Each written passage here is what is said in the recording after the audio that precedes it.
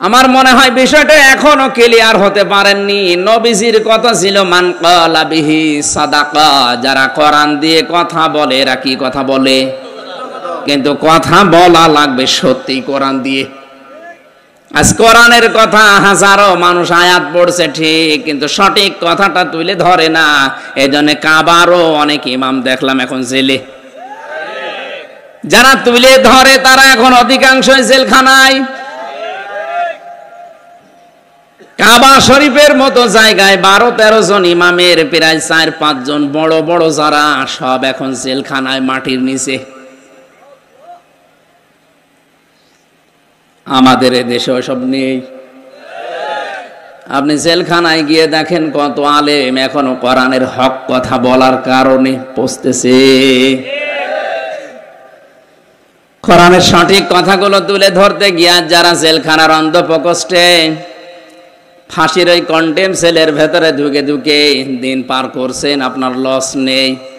আপনি যে ইবাদত করছেন আমি তো নিজে থেকে দেখলাম, ওই ইবাদত বাংলাদেশের বাইরে থেকে জীবনও সম্ভব না। কারণ বাইরে এসে আমি এখনো পর্যন্ত কোরআনে কারিমকে এই 2 মাসে 2টা খতমও পড়তে পারলাম না। বুঝে পড়া অর্থ কত দূরের কথা। অথচ ওখানে প্রতি 7 দিনে পড়া কোরআন নামাজে আমার একবার শেষ হয়ে যেত, আর বাইরে অর্থ সহ একবার শেষ হয়ে যেত। 24 ঘন্টা আল্লাহ ফ্রি সময় আমাকে দিয়েছিল, আর এই 2 মাস 2.5 মাসে একটা সেকেন্ডও বের করতে পারছি না। সব সময় ব্যস্ততার ভেতরে আল্লাহ লুকিয়ে রেখেছে। আমি আবার বলছি, কোরআন দিয়ে কথা বললেই সত্য কথা বলে না, ওটা আবার কথা বলা লাগবে কোরআন দিয়ে। যারা ওয়াবতাগু ইলাইহিল ওয়াসিলা, ওসিলা মানে পীর সাহেব এই ব্যাখ্যা করছে। মাথায় যদি একটুখানি মগজ থাকে আমার মনে হয় আপনিও স্বীকার করবেন এ ব্যাখ্যা ভুল। বলেন বলেন। ওসিলার প্রথম অর্থ কি বললাম? আরো জোরে বলেন। এটা তো আমি বানালাম। দ্বিতীয় অর্থ নবীর সম্মান। এই দুনিয়াতে যারা নেক কাজের ওসিলা দিয়ে দোয়া করেছিল, তাকান তাদের দোয়ার দিকে। নবীজির হাদিস, বিশ্ব নবী ফজরের নামাজ আদায় করে মসজিদে নববীতে ঘুরে বসলেন। খুব খেয়াল করে শুনবেন। আপনি যদি আল্লাহর কাছে দোয়া করতে চান, জীবনের যেই কাজটা আল্লাহর ভয়ে করেছিলেন ওই কাজের ওসিলা দিয়ে দোয়া করবেন, তাড়াতাড়ি কবুল হওয়ার সম্ভাবনা বেশি। তাছাড়া কোন বাবা কোন কবরে শুয়ে আছে, ওই বাবার ওসিলায় আমাকে মাফ করো, বাবা কি অবস্থায় আছে আপনি জানেন? নবীজি জানিয়েছেন কবরে যারা থাকে ওরা সমুদ্রের ভেতরে থাকে। সেই তো বিপদে আসেছে যেই হোক, আর আপনি বলছেন না উনি জান্নাতে পৌঁছিয়ে গেছে। কে গ্যারান্টি দিল আপনাকে? মৃত মানুষের নাম নিয়ে আপনি যেভাবে হাই হতাশ করছেন, যেভাবে আশা করে বসে আছেন, আর যেগুলো কাজ কারবার কবরে মাজারে বসে করেন, আমার যতটুকু কোরআনের উপরে বিশ্বাস আমি দেখেছি, শাহজালাল রহমতুল্লাহ আলাইহে, বাইজিদ বোস্তামি রহমতুল্লাহ আলাইহে, এনারা যদি এখন জীবিত হওয়ার সিস্টেম থাকতো, আগে মাজারের খাদেম গুলোকে পিটিয়ে মারতো। কুষ্টিয়ার লালন শাহর মাজারে যেভাবে গাঁজা খাওয়া হয়, ও লোকটা কি ছিল আমি জানি না, কিন্তু ও যদি জীবিত হওয়ার সিস্টেম থাকতো, ও লালন শাহ পর্যন্ত ওই গাঁজা খোরদের পিটিয়ে মাজার থেকে বের করে দিত। কবর নিয়ে মাজার নিয়ে সবচাইতে বেশি ব্যবসা বাংলাদেশ আর ভারতে, পৃথিবীর অন্য কোনো দেশে আমি পাইনি। কতগুলো দেশ ঘুরে আসলাম, কই কোনো জায়গাতে কবরের মাজারের ব্যবসা নেই। আপনি কোথায় পেয়েছেন? হাজারো মানুষের সাথে ইনভলভ, এর সাথে জড়িত থেকে নিজের ব্যবসা বাণিজ্য আখের গুছিয়ে নিচ্ছে। সাদা মানুষকে ধোঁকা দিয়ে বোকা বানিয়ে ব্যবসা চালিয়ে যাচ্ছে। নবীজি বললেন নেক কাজের ওসিলা দিয়ে দোয়া করলে যে কবুল হয়। 3 জন যুবক বনি ইসরাইলের পথিমধ্যে রওনা দেওয়ার পরে মানুষগুলো বৃষ্টির কবলে পড়ে পাহাড়ে আশ্রয় নিয়েছে। হঠাৎ আল্লাহর ইশারায় উপর থেকে একটা পাথর গড়তে গড়তে ওই মুখে গেছে আটকিয়ে। 3 জন মিলে ধাক্কা দেয়, কিন্তু পাথরটা নড়ে না।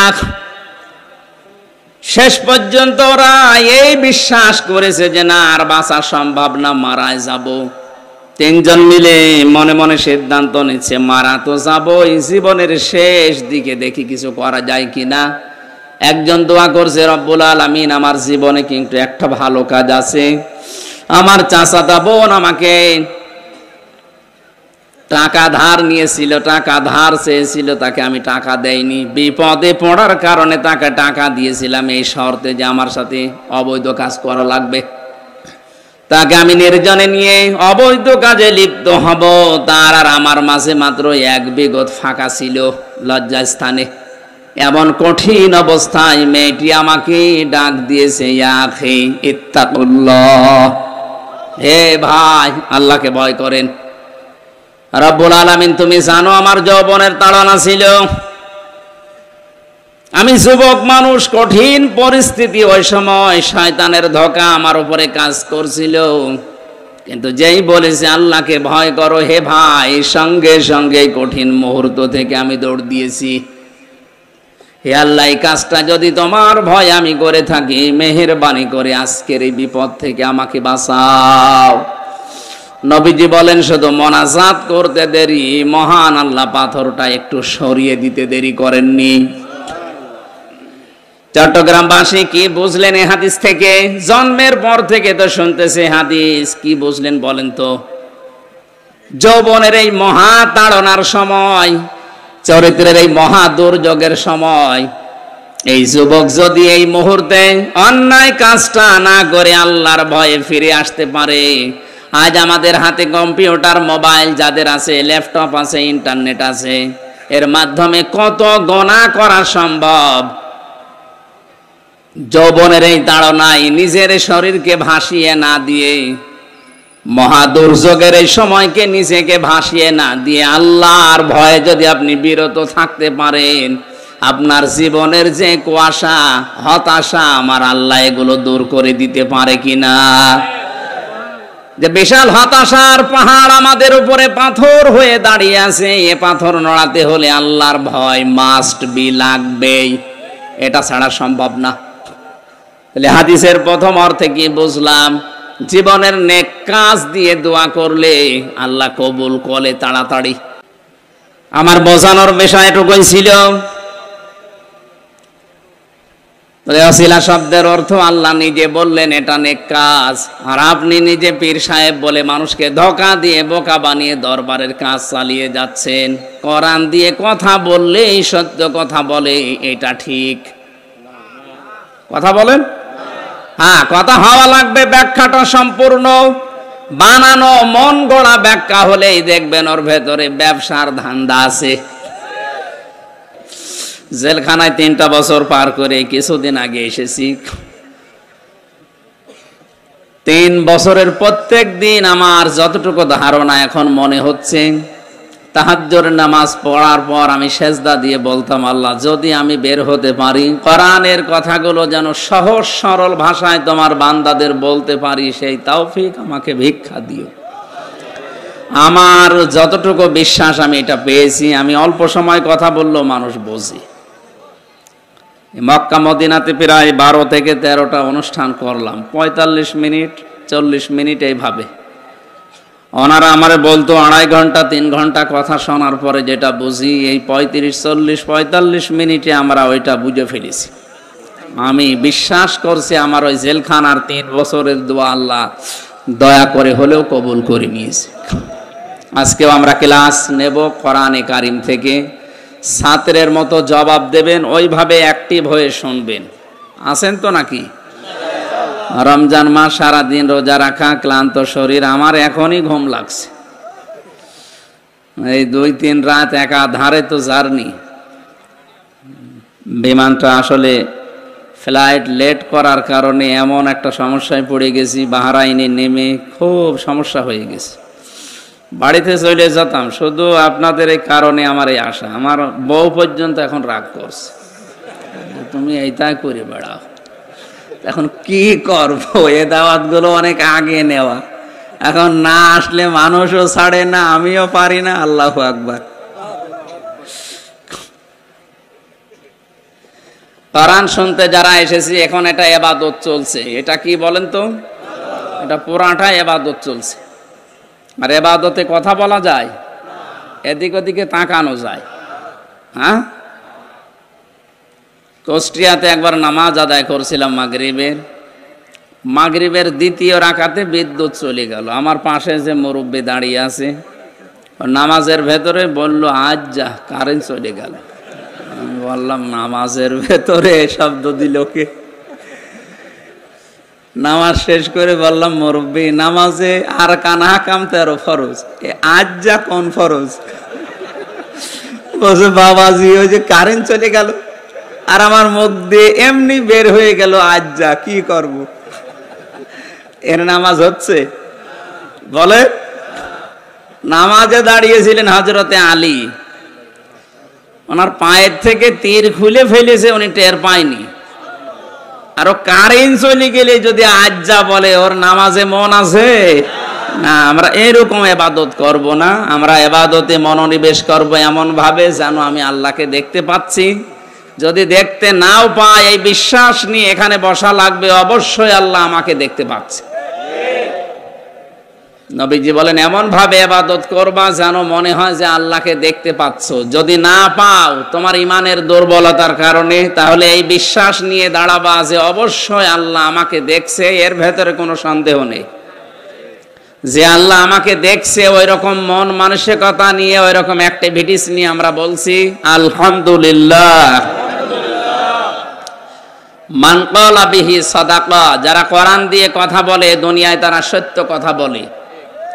আজকে থেকে জীবনের যতদিন বেঁচে আছি, সিদ্ধান্ত নেওয়া লাগবে যে কথা শুনলে আমরা কোরআনের কথা শুনবো। কোন বাবা কি বলেছে, কোন দাদা কি বলেছে, ওইটার নাম ইসলাম না। আপনাদের চট্টগ্রামের এই লাইনটা এগুলোই বেশি চলে। বাবা কি বলে, দাদা কি বলে, মুরব্বি কি বলে, এইগুলো চলে। সৈয়দ আবুল আলা মওদুদী রহমতুল্লাহ আলাইহি, উনি ওনার কিতাবে লিখেছেন, আমি ইসলাম মানতে গিয়ে দেখেছি আল্লাহ কি বলেছে, রসুল কি করেছে। আমি যদি দেখতাম যে আমার মুরব্বি কি বলেছে, আমার দাদা কি করেছে, তাহলে আমি হেদায়েত পেতাম না। এই জন্য যারা আকাবির করে লাফান, আকাবির শব্দটা কোরআনে কারিমে কি অর্থে ব্যবহার হয়েছে, যারা কোরআন পড়তে পারে জিজ্ঞাসা করেন তো। কাফেরদের চরিত্র ছিল ওইটা, কোরআন দিয়ে নবীর আদর্শ দিয়ে ডাক দিলে ওরা বলতো না, ও কথা আমাদের দরকার নেই, আমাদের বাপ দাদা মুরব্বী আকাবিররা যা রেখে গেছে ওইটাই আমাদের জন্য যথেষ্ট। এ কথা কাফেরদের। কাদের? এই রোগ এখন আমাদের ভেতরে ঢুকেছে। কোরআনে কারিমে আল্লাহ পাক বলেন, ওয়াইযা কিলা লাহুম তাআলাউ ইলা মা আনজালাল্লাহু ওয়া ইলার রাসূলি ক্বালু হাসবুনা মা ওয়াজাদনা আলাইহি আবাআনা। ওয়া মানে এবং ইদা মানে যখন, কিলা মানে বলা হয়, তাআল মানে আসো, ইলা মানে দিকে, মা মানে যা, আনজালাল্লাহ মানে আমি আল্লাহ নাজিল করেছি, ওয়া ইলার রাসূলি আমার রাসূলের আদর্শের দিকে আস। হে নবী, আপনি দেখবেন অনেক মানুষ আপনার সামনে আছে, তারা বলবে ক্বালু, একজন দুইজন, এটা বহু বছর, অনেক মানুষ এমন বলবে, হাসবুনা আমাদের জন্য যথেষ্ট, মা ওয়াজাদনা যা আমরা পেয়েছি, আলাইহি আবানা আমাদের পূর্বপুরুষ, মুরব্বী, বাপ দাদা, আকাবির, পীর সাহেব,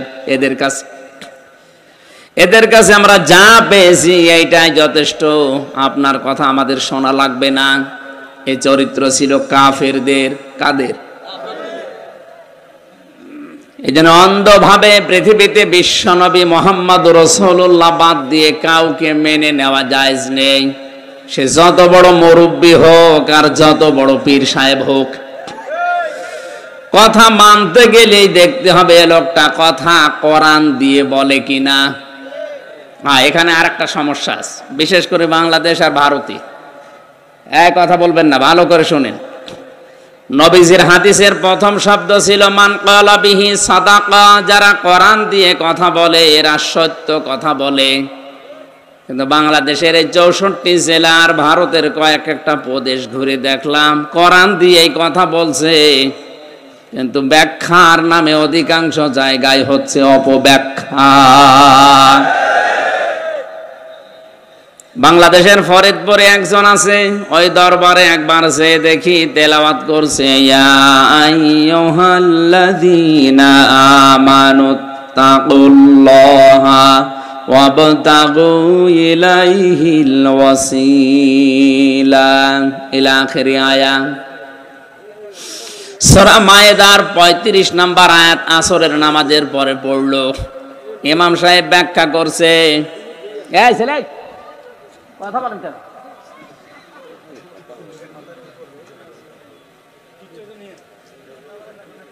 এখানে সমস্যা কি? যান ওখানে যান, তাড়াতাড়ি যান, আপনি এখানে সরে বসেন, আরো বেশি যেতেন যান।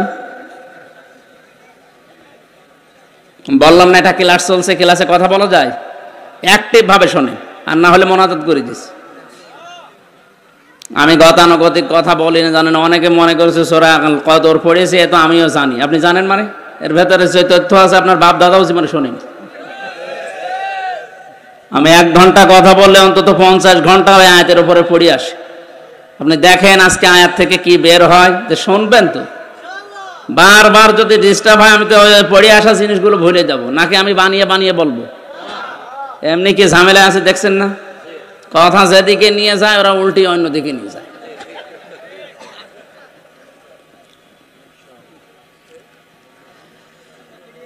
চট্টগ্রামবাসী কোরআনে কারীম থেকে যে কথাটা বলছিলাম, উনি তেলাওয়াত করার পরে অর্থ করছে, ওহে যারা ইমানের দাবি করো, আল্লাহকে ভয় করো, আর আল্লাহ পর্যন্ত পৌঁছাতে মাধ্যম তালাশ করো। আর এই মাধ্যম হচ্ছে পীর সাহেব। আয়াতের অর্থ হয়েছে, উনি তো কোরআন দিয়ে এই কথা বললেন। এই যে ব্রাহ্মণবাড়িয়ায় যে মাওলানা গুলো কয়েকজন আছে, এনারাও তো কোরআনের আয়াত পড়েই বলে।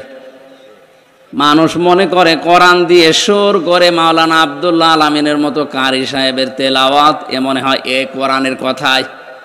অথচ পীর সাহেব ওসিলা এ শব্দ কোন তাফসিরে আছে আপনি দেখেন তো। 42টার উপরে এখন বাংলাদেশে তাফসির পাওয়া যাচ্ছে। ভার্সিটিতে থাকাকালীন অধিকাংশগুলো এই ওয়াসিলা শব্দ দিয়ে আমি মিলিয়েছি। সব মুফাসসির আয়াতের ব্যাপারে একমত, আল্লাহর দরবারে পৌঁছাতে ওসিলা তালাশ করো। ওসিলা মানে নেক কাজ।